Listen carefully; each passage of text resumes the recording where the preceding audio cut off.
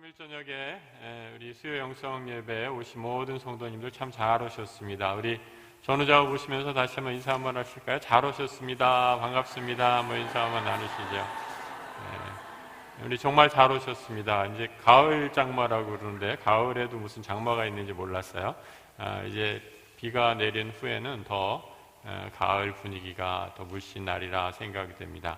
오늘은 요한계시록 벌써 15번째 시간 되겠네요. 우리 천사가 가진 작은 두루마리라는 제목으로 요한계시록 10장의 말씀 함께 나누어 보도록 하겠습니다. 우리 7월 말에 제가 이제 14번째 강의하고 8월 한 달 동안 쉬고 이제 9월 첫 주가 들어서 시작을 하는데, 여러분 7월 말에 14번째 시간 기억나시나요? 다 잊어버리셨죠? 오래전 까마득한 일입니다. 우리 6번째 인이 떨어졌을 때 그때의 그 말씀을 가지고 함께 말씀을 나눴죠. 이 요한계시록에는 그 세 개의 심판, 그 세 가지 상징적인 심판이 시작이 되고 있어요. 제일 첫 번째가 7개의 인, 그리고 우리가 지금 살펴보고 있는 7개의 나팔, 그리고 마지막에 이제 우리가 살펴볼 7개의 뭐가 있죠? 저도 몰라요. 7개의 뭐가 있어요? 7개의 7개의 대접. 7 대접이 마지막 총 그래서 7321, 21번의 재앙이 이제 일어나게 되는 거죠.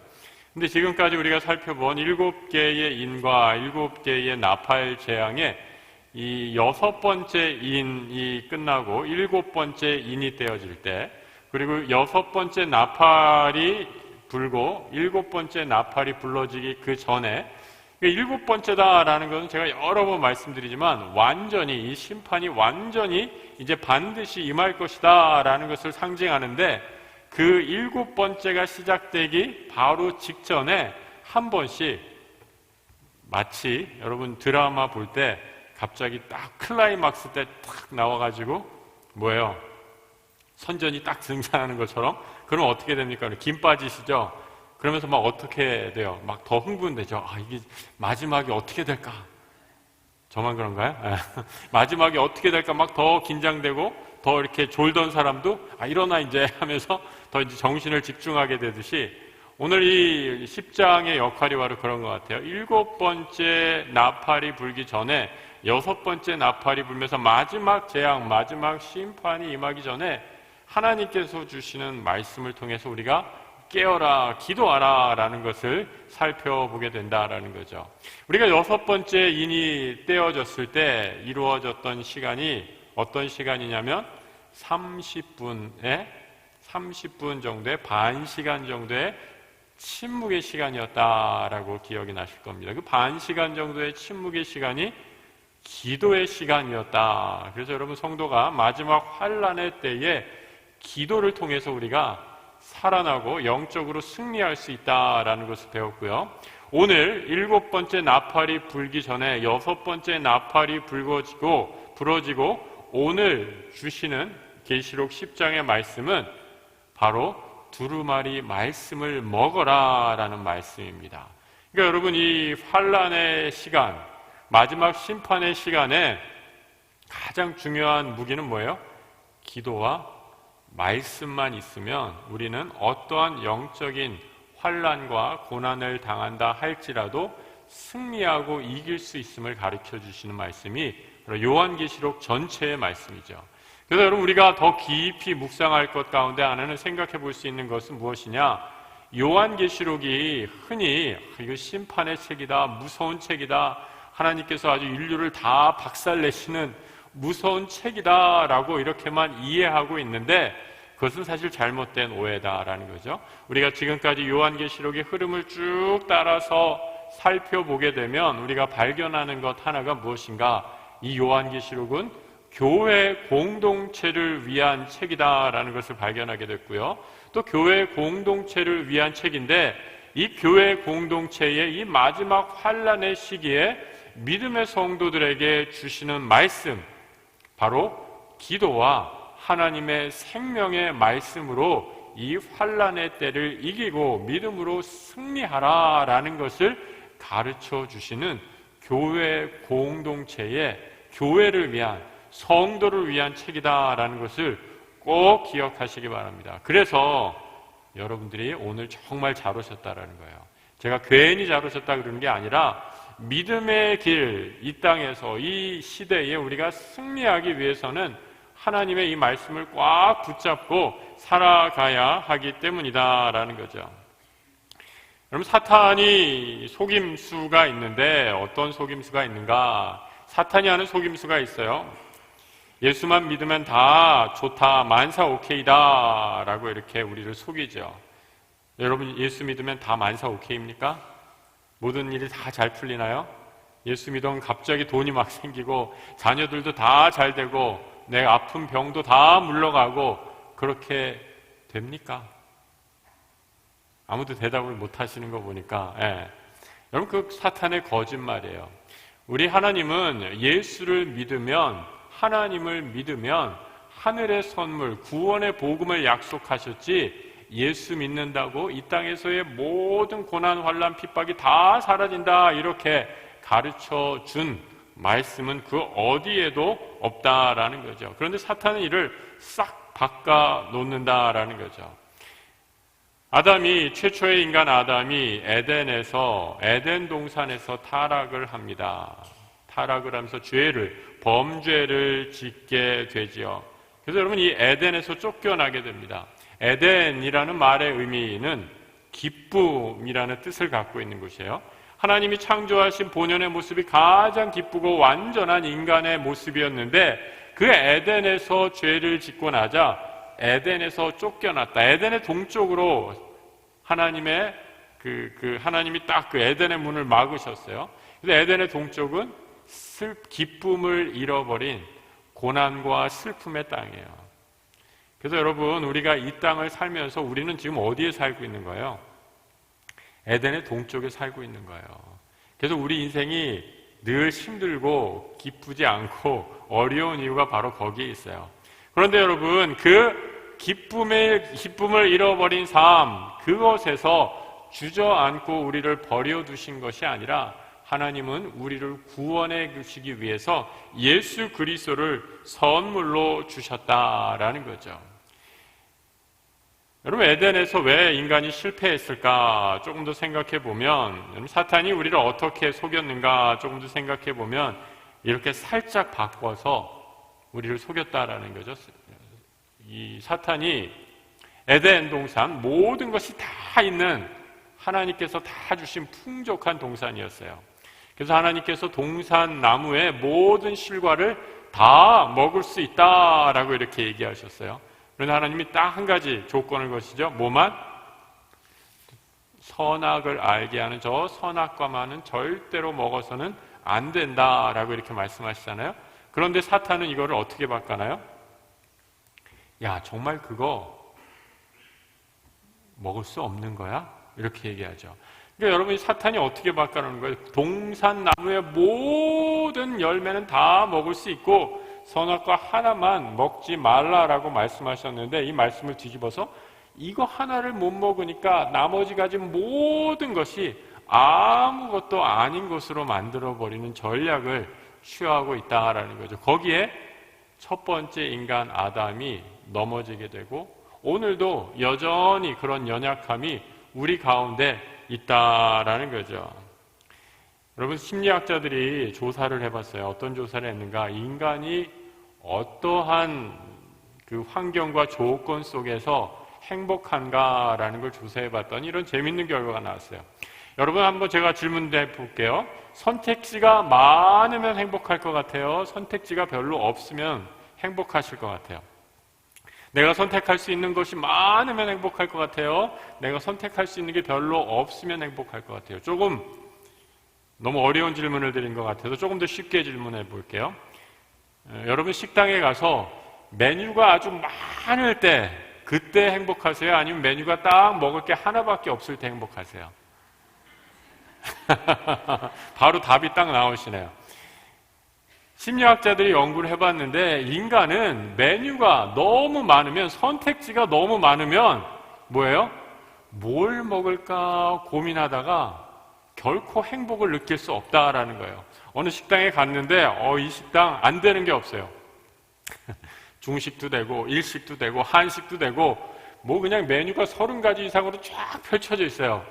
여러분, 제가 장담하건대 그런 식당 3년을 못 버팁니다.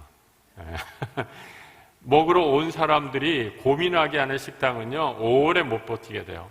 그래서 여러분, 30년, 40년 이렇게 오래 가는 식당, 그런 맛집, 어떤 맛집이에요? 딱 하나를 승부해요. 냉면 하나. 그래서 그 집에 가면 뭐 무슨 국밥 하나, 그 집에 가면 메뉴를 고를 필요가 없어요. 왜? 그거 먹으러 가니까. 그냥 아무 생각 없이 그거 먹으러 가서 그거 하나 먹고 행복한 거예요. 그러니까 어떻게 돼요? 회전율도 엄청 빠르죠. 사람들이 고민을 안 하니까 행복한 상태에서 먹고 나오면 또 먹으러 가게 된다라는 거예요. 우리 이 자리에 여성분들 많이 계신데 오늘 수요예배 오실 때 어떤 옷 입고 오셨어요? 내가 제일 좋아하는 옷 입고 오셨어요? 네, 심리학자들이 이렇게 또 얘기를 해요. 내가 제일 좋아하는 옷은 어떤 옷인가? 여러분이 제일 좋아하는 옷 어떤 옷이에요? 내가 이 옷을 샀을 때 절대로 바꾸지 못하는 옷을 내가 제일 좋아한대요. 동의하십니까, 여러분? 어떤 옷을 샀는데 이거 샀는데 이거 좀 어디가 이상한데 맞아, 거기에 이거랑 비슷한 다른 옷이 있었지. 그러면 어떻게 돼요? 당장 다음날 가서 바꿔 입게 된다라는 거예요. 그 다음날 또 새로운 옷을 입고 왔는데 또 거울을 보니까 이 옷도 별로 색깔이 마음에 안 들어. 그러면 어떻게 돼요? 다음날 또 가서 또 바꾸러 온다라는 거예요.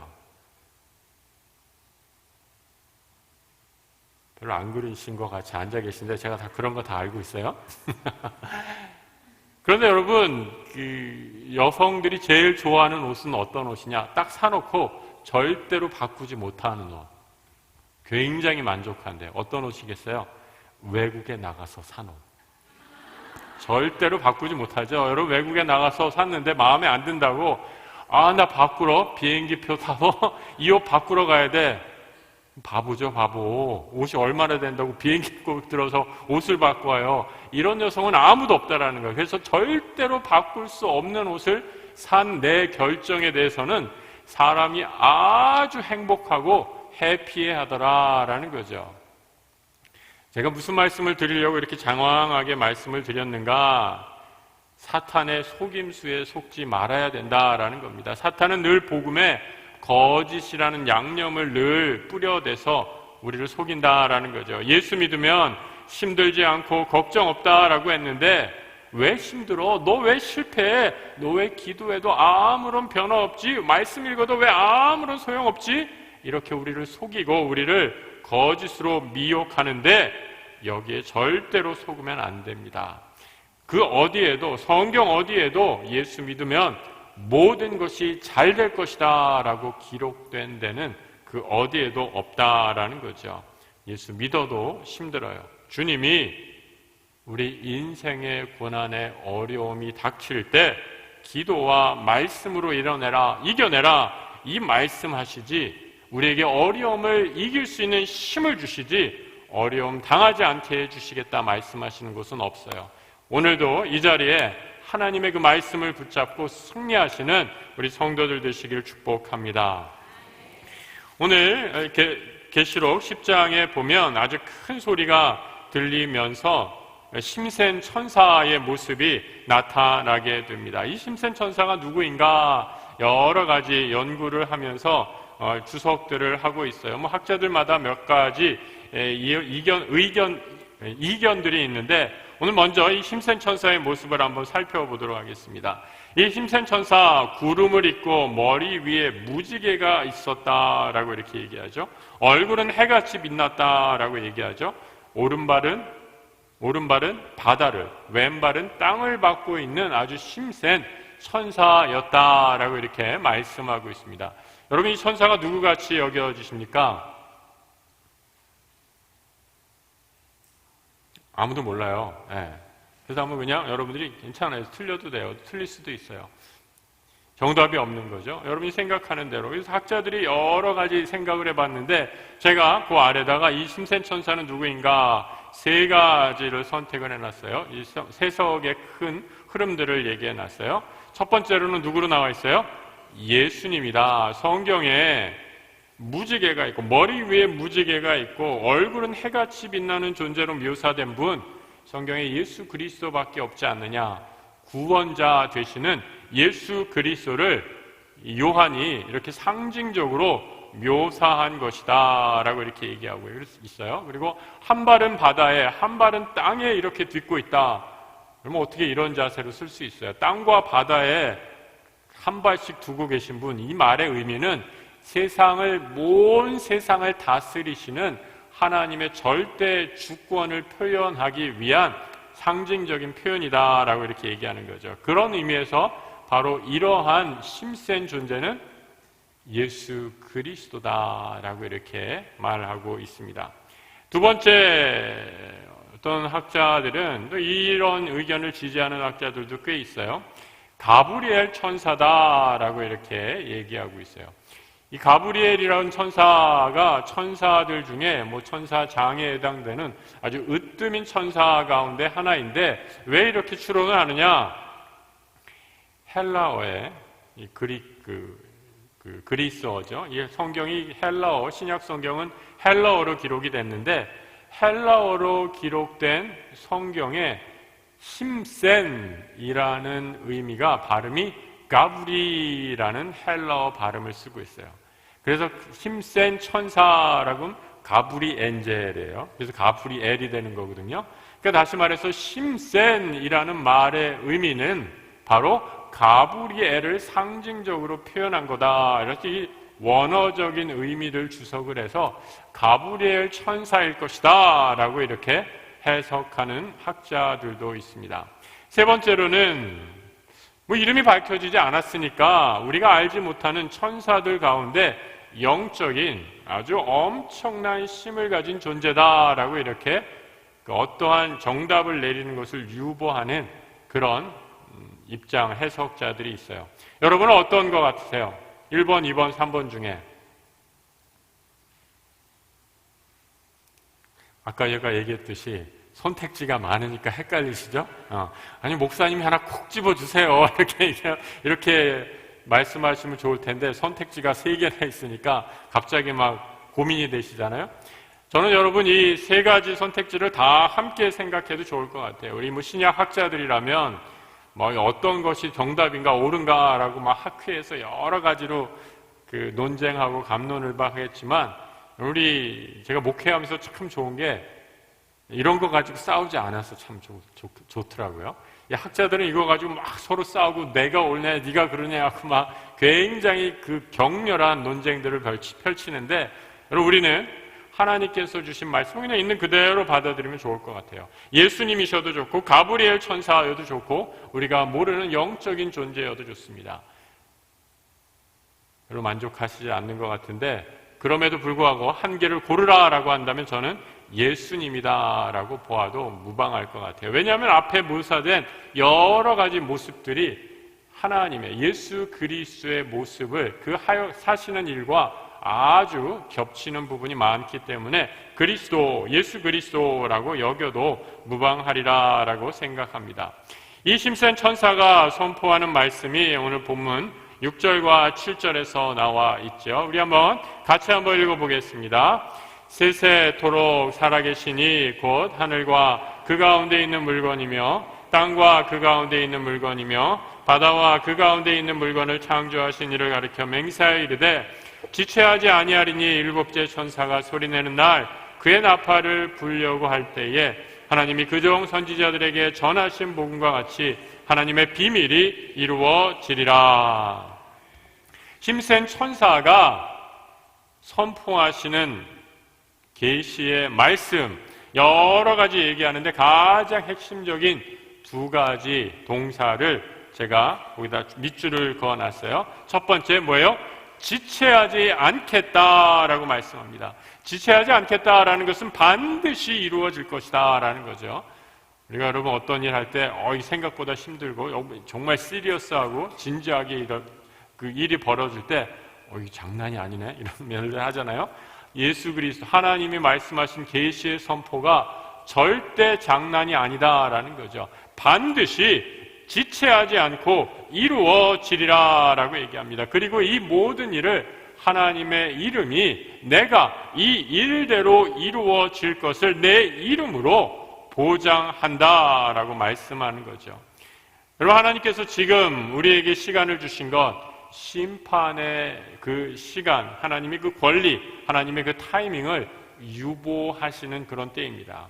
그래서 여러분, 우리 그리스도인들은 이 하나님의 때를 늘 생각하며 우리 그리스도인들은 시간을 정말 소중히 여기는 사람이에요. 왜요? 하나님이 우리를 언제 어떤 곳에서 어떻게 부르실지 모르기 때문에 그날과 그 시는 아무도 모르고 오직 아버지만 아시기 때문에 시간의 주인이시오 알파와 오메가가 되시는 여호와 하나님 예수 그리스도만 아시기 때문에 우리는 나에게 주어진 이 시간을 잠시도 소홀히 할 수 없고 내 마음대로 나의 유익을 위해서 쓸 수 없다라는 거죠.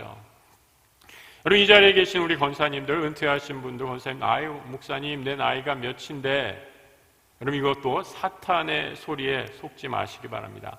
우리 성도들은 하나님이 부르실 그 날까지 최선의 믿음의 길을 걸어가는 사명을 우리에게 주셨다라는 거죠.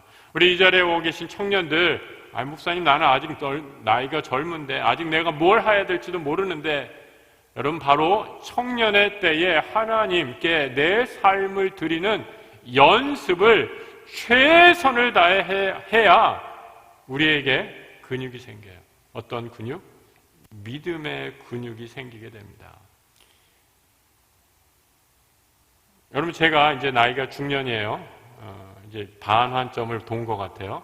근데 여러분, 청년의 때, 이 자리에 계신 청년들에게 제가 정말 부탁하는 거는, 청년의 때에 여러분의 믿음의 근육을 키워놓지 않으면 인간의 생애 주기표에 따라 이렇게 보건대 다른 때에 별로 키울 시간이 없어요. 목사님 나는 애인 생기고 장가가고 시집가면 그때 할래요. 제가 장담하건대 청년 때보다 절대로 여러분의 시간을, 여러분의 헌신의 마음을 하나님께 예수 그리스도께 집중하여 드릴 수가 없습니다. 청년의 때에 여러분의 믿음의 근육, 믿음의 훈련을 정말 열심히 최선을 다해, 정말 어디에서 쓰는 표현은 가열차게 그 모든 노력과 성을 다해 해놓지 않으면 우리의 믿음의 근육이 생기지 않아서 시험을 당할 때, 어려움을 당할 때, 환난을 당할 때 힘 한번 써보지 못하고 넘어지게 된다라는 거죠. 이 자리에 계신 우리 모든 성도들, 하나님이 우리를 부르시는 그날까지 우리의 시간의 주인이 여호와 하나님이심을 믿고 최선을 다해 우리의 시간을 드리는 하나님의 군사들 되시길 우리 주님의 이름으로 축복합니다. 하나님의 말씀이 우리에게 반드시 지체하지 않고 이루어지리라 라고 말씀하시면서, 또 하나 복음과 같이 하나님의 그 비밀이 이루어지리라 라고 이렇게 말씀하고 있어요. 하나님의 비밀이 이루어지리라 라고 말씀하면서 복음과 같이라는 그런 수식어를 쓰고 있습니다. 하나님이 우리에게 주신 복음의 비밀, 하나님의 비밀, 바로 예수 그리스도이시죠. 예수 그리스도를 통해 우리를 구원하시고 인류를 구원하시겠다라는 이 하나님의 비밀, 이 비밀의 계획은 어떤 사람에게는 절대로 알지 못하도록 숨겨진 것이에요. 그래서 계시입니다. 이 계시, 하나님의 복음의 비밀을 깨닫는 사람은 그래서 축복이고 복을 받은 자고 은혜를 누린 자입니다. 세상에 수많은 사람들이 있지만 이 복음의 비밀을 알지 못해서 지금도 하나님과 멀리 떨어져서 하나님과 아무런 상관이 없는 인생을 사는 수많은 사람들이 있다라는 거죠. 그런데 하나님을 믿는 믿음의 성전태 교회의 성도들이여, 지금 핍박을 당하는 성도들이여, 너희에게는 이 복음의 비밀이, 하나님을 통한 예수 그리스도의 복음의 비밀이 반드시 이루어질 것이다 라고 말씀하고 있는 것입니다. 하나님의 복음의 비밀, 아주 간단하게 8자로 어떻게 요약할 수 있어요? 그때 쓰는 말이에요. 이때 예수 천당, 불신 지옥. 이 간단한 복음의 비밀이 반드시 하나님께서 우리에게 이루어 주시겠다라고 약속하고 있는 것이죠. 그래서 이 복음의 비밀을 가진 성도가 해야 할 것, 그것이 무엇인가? 바로 첫 번째로 두루마리를 가지라라고 말씀하고 있습니다.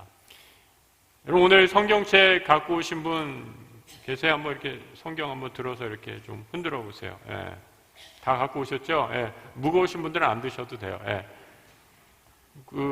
성경책 안 가져오신 분들 핸드폰에 있으시죠? 핸드폰 한번 그럼 들어보세요. 핸드폰 괜찮아요. 예. 제가 핸드폰 갖다 왔다고 혼내는 목사 절대 아닙니다. 똑같아요. 예. 핸드폰에 있는 성경과 성경책에 있는 성경과 똑같아요.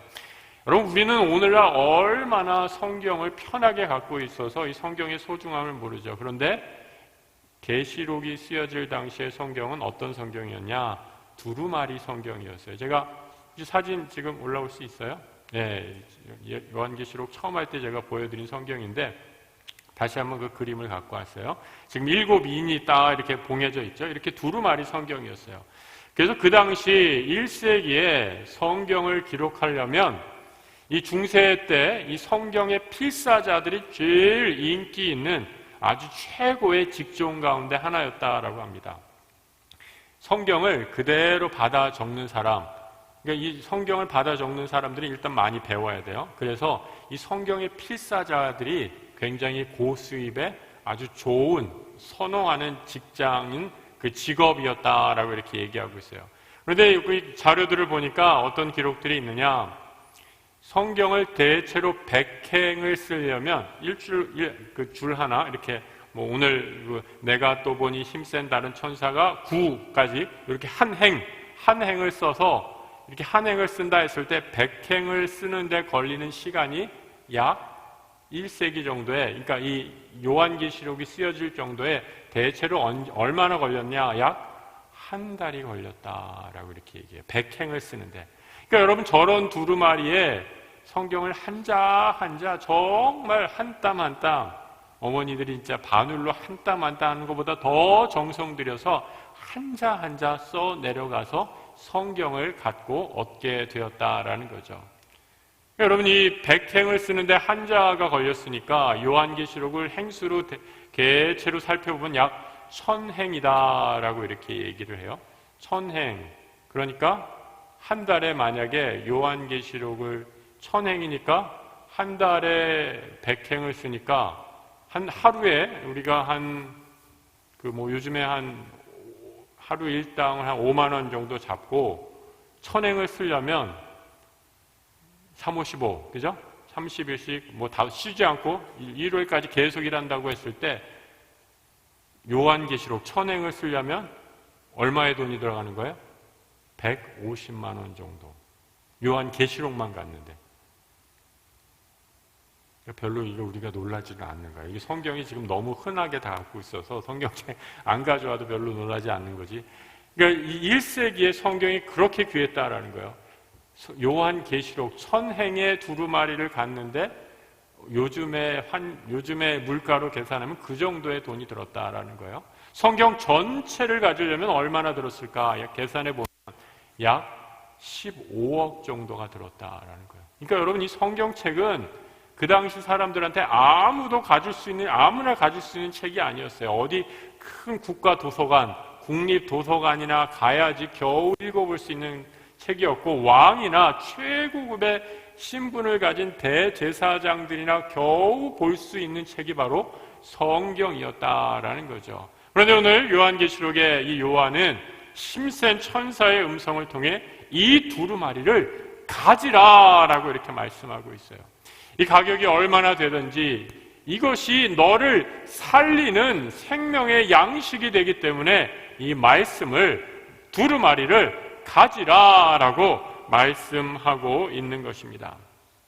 여러분, 두루마리라는 것에서 이것을 이제 이단들이 어떻게 해석하냐면 이 두루마리가 뭘까라고 하면서 이 두루마리의 내용을 막 자기 마음대로 자의적으로 갖다 붙여요. 그런데 여러분, 이 두루마리라는 것은 요한계시록의 맥락에서 이미 기록된 성경, 우리 66권의 성경 말씀을 분명히 의미하고 있어요. 이미 다 기록된 말씀, 우리에게 주어진 이 말씀을 붙잡으라라고 말씀하고 있습니다. 이 말씀을 붙잡으면 우리가 환난의 때에, 시험의 때에 어떠한 어려움이 닥쳐와도 승리할 수 있기 때문이죠. 그 다음에 두 번째로 뭐라고 얘기하고 있어요? 두루마리를 가지라라고 말씀하고, 두 번째로는 이것을 먹어버리라라고 이렇게 말씀하고 있습니다. 성경 먹으시는 분 있으세요? 오늘 아침에 성경 먹고 오셨습니까? 먹는다라는 말의 의미가 무엇인가? 에스겔서 2장 8절 이하의 말씀 우리 같이 한번 읽어보겠습니다. 너 인자야, 내가 내게 이르는 말을 듣고 그 패역한 족속같이 패역하지 말고 내 입을 벌리고 내가 내게 주는 것을 먹으라 하시기로, 내가 보니 보라, 한 손이 나를 향하여 펴지고 보라, 그 안에는 두루마리 책이 있더라. 하나님의 말씀을 에스겔 선지자도 먹으라라고 이렇게 말씀하고 있어요. 여러분, 먹으라라는 것은 이 말씀을 깊이 묵상하라라는 그런 의미입니다. 요즘에 시편, 새벽 기도에 시편을 읽고 있는데 읊조리다라는 그런 표현들이 있어요. 읊조리다라는 것이 성경적인 묵상의 방법입니다.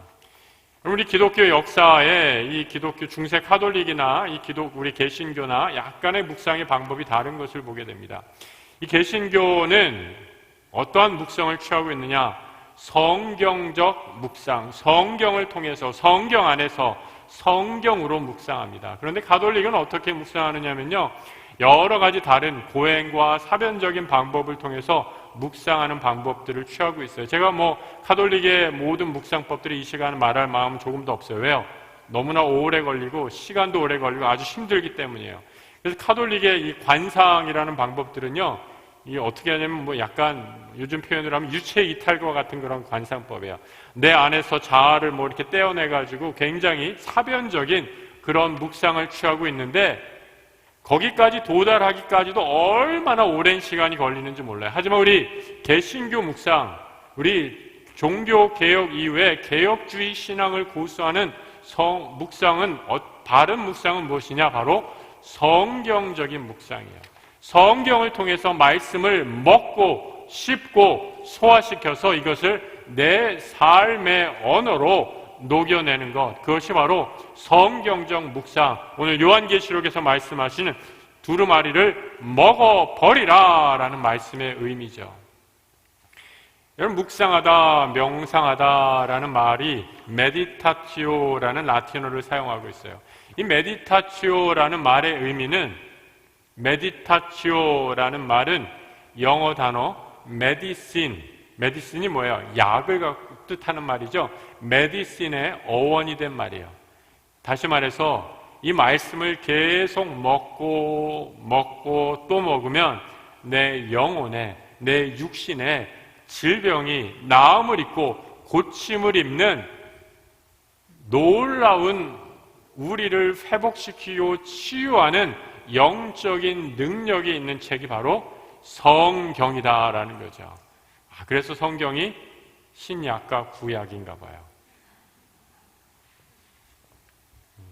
웃으시는 분들은 무슨 의미인지 아시는 분들이고 그 신약과 구약이 그 약은 아니고요, 약속의 약속입니다. 아무튼 약속의 약속이지만 이 약속 때문에 우리의 영혼이 나음을 입고 고침을 입고 하나님 앞에서 새로운 은혜를 입게 된다라는 거죠.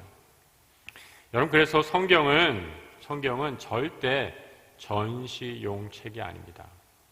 여러분들이 늘 가까이 두고 읽고 씹어먹고 또 읽고 씹어먹고 암송하고 읊조리고 외울 수 있을 정도로 성경을 늘 보시고 또 보셔야 돼요.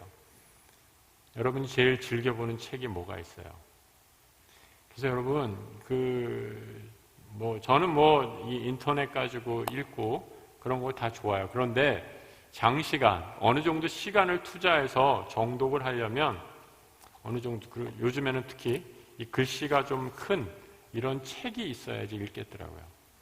여러분, 이 집에 나는 예배 때 그냥 잠깐 볼 건데 애플 그러니까 어플이죠. 어플 성경, 어플 다운받아서 쓰면 되지 이렇게 생각하지 마시고 오늘 말씀에 도전을 받아서 이제 성경을 좀 읽어야겠다라고 하나님이 여러분에게 음성을 주시면 글로 된 성경을 반드시 장만하셔서 이 성경을 여러분의 삶에 가장 가까운 곳에 위치해 놓고 늘 묵상하고 먹고 씹고 읊조리고 또 먹으시는 우리 성도들 되시기를 주의 이름으로 축복합니다.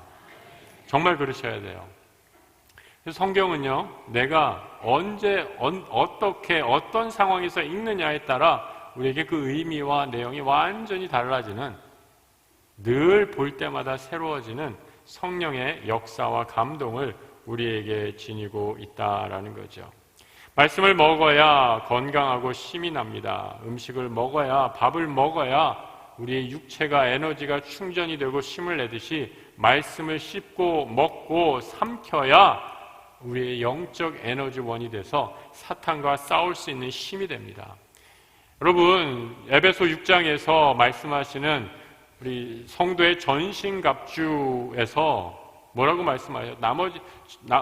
이 구원의 입는 순서가 있어요. 구원의 투구를 쓰고 진리의 허리띠를 메고 신발을 신고 하는데 다 군복 장비 중에 다 보호용 장비 군장이에요. 머리에 쓰는 것도 화살을 맞지 않게 방패를 화살을 막아주는 거죠. 이 갑옷도 칼을 막아주는 거죠. 근데 단 한 가지 공격용 무기가 있어요. 전신갑주, 성도의 전신갑주 중에 공격용 무기가 뭐예요? 말씀의 검. 말씀의 검. 말씀의 검이 없으면 사탄과의 영적 싸움에서 이길 수 없다라는 거죠. 그래서 말씀을 늘 씹어먹고 묵상하고 삼켜서 내 것으로 해야 이 말씀을 내가 필요 적절할 때 사용하고 활용할 수 있는 능력을 기를 수 있다라는 거죠. 이 말씀을 늘 잘 먹어버리시는 우리 성도들 되시길 다시 한번 축복합니다. 그런데 이 두루마리의 맛이 어떤가? 두루마리의 맛이 성경에 이렇게 돼 있죠. 오늘 어떻게 돼 있다라고 말씀하고 있어요. 9절에 먹어버리라 했더니 내 배에는 쓰나 내 입에는 꿀같이 달리라 라고 이렇게 말씀하고 있습니다. 입에는 꿀같이 달아 먹은 후에는 배에는 썼다 라고 이렇게 말씀하고 있습니다. 정말 약이죠. 약이 어때요, 여러분? 우리가 이 어린아이들이 약을 먹을 때 아이들이 약을 잘 안 먹잖아요. 왜요? 입에 너무 써서. 그래서 약국에서 주는 약이 뭐예요? 그 쓴 약에다가 뭘 발라줘요? 설탕을 발라주죠. 그게 뭐예요? 당의정이라고 그런 거 아니에요? 설탕 옷을 입혀주는 약이에요. 설탕 옷을 입혀줘서 입에는 좀 쓰더라도, 입에는 좀 달더라도 이게 뱃속에 쑥 들어가서 약효를 온전히 발휘하게 돼서 내 병이 치유되고 아픈 것이 낫게 되는 일이 일어나게 된다라는 거죠. 하나님의 말씀이 마치 이와 같다라는 거죠. 원래는 쓴맛이에요. 하지만 이 쓴맛이 내 배에 들어가게 되니 입에는 원래는 꿀같이 단, 하나님께서 당의정, 설탕을 살짝 발라주셨어요. 그런데 배에 들어가게 되니 어떻게 돼요? 쓴 약이 되어가지고 내 병을 고치고 내 아픈 것을 치유하고 내 모든 게으름을 깨우쳐주고 다시 하나님의 뜻 가운데로 인도해주는 역사가 이 말씀 가운데 일어나게 된다라는 거죠. 입에는 꿀같이 달아 먹은 후에 배에는 쓰더라 라는 것은 말씀을 좀 쉽게 얘기해서 우리 삶에 적용시키라라는 당부고 경고고 권면입니다. 여러분, 말씀이 좋다라고 생각하지 않는 분, 이 자리에 아마 계신 분 중에 성경 말씀이 좋은 것이지 라고 동의하지 않는 분 아무도 없을 거예요. 다 동의하실 거예요. 그런데 어떤 분들에게는 이 말씀이 정말 말 그대로 입에는 꿀같이 달아서 먹은 후에 배에는 쓰는 그런 놀라운 역사가 일어나는 반면에 어떤 분들에게는 그냥 입에만 단 것으로 당의정에 설탕만 쏙 패먹고 쓰니까 다시 뱉어버리는 그런 약효를 제대로 못 보는 그런 일에 그치는 분들도 계시다라는 거죠. 왜요? 이 말씀을 적용하지 못했기 때문이다라는 겁니다. 말씀을 적용해야 합니다. 내가 좋을 때 복받은 말씀이고 내가 힘들 때 멀리하는 말씀이 아니라는 것이죠.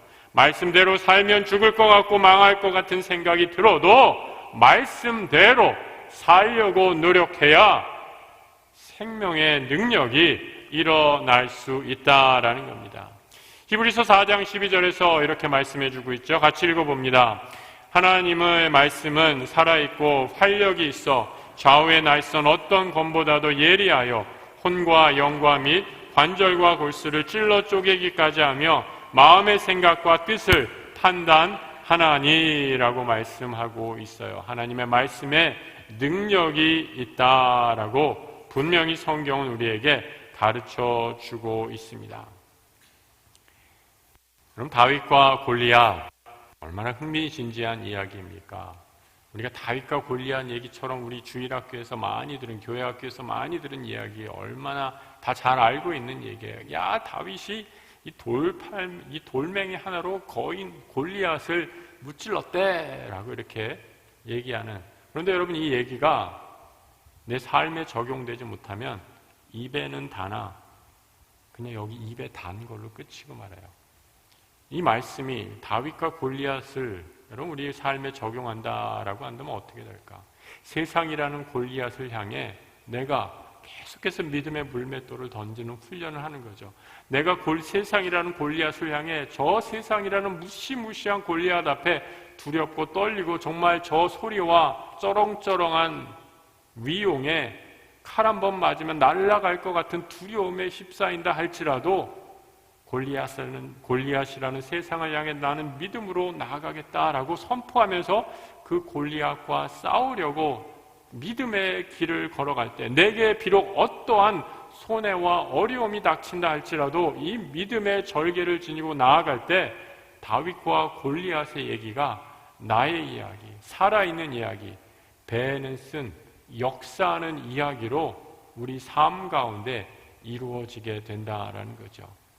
오늘 요한은 계시록의 이 말씀을 통해서 말씀의 이러한 역사가 우리 가운데 이루어져야 할 것을 주문하고 있다라는 거죠. 그럼 누가 이 배에 쓴 말씀을 먹을 수 있는가? 제가 두 가지 부류를 생각해 봤어요. 이 말씀이 어떤 사람? 꼭 필요하다고 인정한 사람. 그럼 그래야 이 말씀을 먹을 수 있습니다. 꼭 필요하다고 인정한 사람. 두 번째, 자신의 무능을 어떻게 해요? 철저히 고백하고 깨달은 사람만 이 약을 먹을 수 있습니다. 도무지 이 약을 먹지 않고선, 말씀이라는 영혼의 약을 먹지 않고서는 내가 살 수 없겠다. 내 영혼이 시름시름해 병들다 죽을 수밖에 없겠다라는 걸 인정하는 사람만이 하나님의 생명의 말씀을 먹고 힘을 얻어 그 말씀으로 새로운 힘을 얻을 수 있다라는 거죠. 말씀을 먹은 후에 주신 사명이 오늘 계시록 11절에서 이렇게 얘기하고 있습니다. 내게 말하기를 내가 많은 백성과 나라와 방언과 임금에게 어떻게 얘기하고 있어요? 다시 예언하여야 하리라. 다시 예언하여야 하리라 라고 말씀합니다. 이제 소화시킨 그 말씀, 입에는 처음에는 달았지만 배에는 써서 정말 실천하기 어려웠던 그 말씀, 이제는 배에 소화시켰으니 이제 나의 말씀이 되었으니 내 삶에 적용 가능하게 되었으니 다시 나가 가감없이 그 말씀을 선포하라 라고 가르쳐주고 계십니다. 여러분, 요한계시록은 말씀드렸던 것처럼 환난의 때에 교회 공동체에게 주신 말씀이에요. 그런데 하나님이 뭐라고 말씀하시느냐? 너희들 내가 보호해 줄게. 내 울타리 안에 가만히 있어. 그리고 여기에서 우리끼리 잘 살아. 뭐하러 세상에 나가서 그렇게 힘들고 어렵고 골치 아프게 살아야 돼? 이렇게 말씀하시는 게 아니에요. 말씀 안에서 내가 너희에게 주시는 힘으로 새로운 생명을 얻었다면 이제 다시 세상에 나가 하나님의 말씀을 전하라 라고 우리에게 당부하시는 책이 바로 요한계시록이다라는 거죠. 다시 나가서 고난의 현장으로 나아가 하나님의 말씀을 선포하라라고 이렇게 말씀하고 있는 것입니다. 저는 오늘 계시록의 10장 10절의 마지막 말씀을 읽으면서 다시 예언하라라는 말씀을 읽으면서 갑자기 이순신 장군이 생각났어요. 그럼 이순신 장군 하면 뭐가 떠올라요?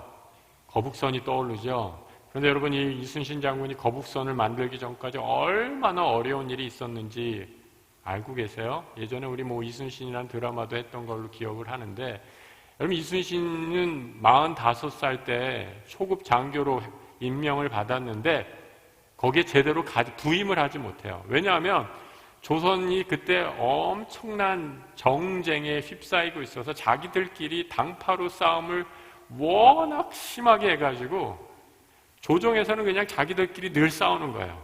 마치 우리나라 지금 어떤 데처럼. 그렇게 너무 싸우다 보니까 지방에 있는 장수 한 명 임명할 그럴 겨를이 없는 거예요. 그러니까 이순신이 초급 장교였는데 임명도 못하고 계속 오지를 전전하다가 그 당시 선조가 아주 이상한 명령을 내려요. 어떤 명령을 내리냐면 갑자기 장수를 무찌르고 왜군 장수를 무찌르고 목을 베어오라라고 이렇게 명령을 합니다. 그런데 이순신이 갑자기 그 명령을 어떻게 수행할 수 있겠어요? 그리고 여기에 몇 명의 모함이 덧붙여져서 이순신이 제대로 그 관직에 임명도 받지 못하고 삭탈관직되고 거의 처형하기 직전까지 이르게 됩니다.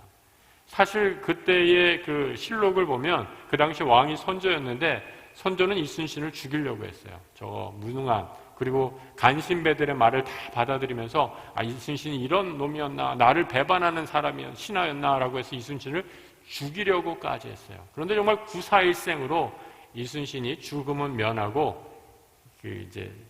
관직에서 다 면직당하고 백의종군을 하게 되죠.